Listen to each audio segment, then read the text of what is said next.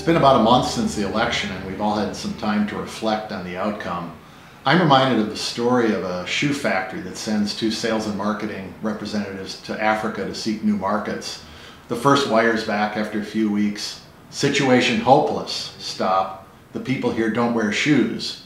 A few days later, a telegram arrives from the other salesman who says, "Glorious opportunities, stop. The people here have no shoes." It's that glass half full, half empty response, and for me, I think what it means is we have to look optimistically to the future and identify the opportunities to make a difference. There are certainly lessons to be learned from an election, but the most important thing I think about is Margaret Thatcher's advice that first you must win the argument, then you can win elections.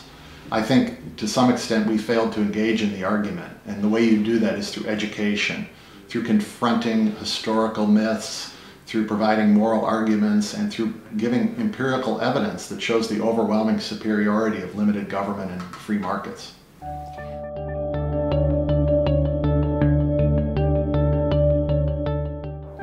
Well, as a matter of fact, we recently sent a letter to our supporters and our alumni and friends about several exciting new initiatives that we're undertaking here. First, we've recently formed an alliance with George Mason University in Virginia. George Mason, according to U.S. News and World Report, is the up-and-coming university in the United States. They have a premier economics department, and they're going to be accrediting the academic programs that our students take, both in the summer and the spring and fall semesters here in Washington. Second, we're joining forces with the Foundation for Teaching Economics, FTE, which is located in Davis, California. FTE is an outstanding organization that teaches economics to high school students and instructs teachers on how to be effective at teaching economics. So that alliance will give us a pipeline of students from high school through college that we'll be able to reach and teach economics to. We aim to be the best at teaching economics to that 16 to 24-year-old demographic.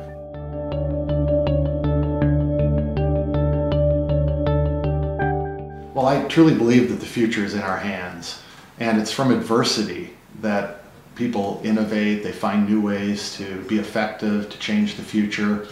Ronald Reagan famously said that you and I have a rendezvous with destiny, and I think that's very true. It's really up to us what happens in the future. Billions of dollars were spent in the last election to try to sway and persuade voters, and I often wonder what might have been different if that money had been invested in educational programs, particularly reaching young people who really make a difference. I would encourage our supporters and others that know about our mission to please renew their support, stand behind these new initiatives we have that can truly make a difference, and together I think we can help shape the future.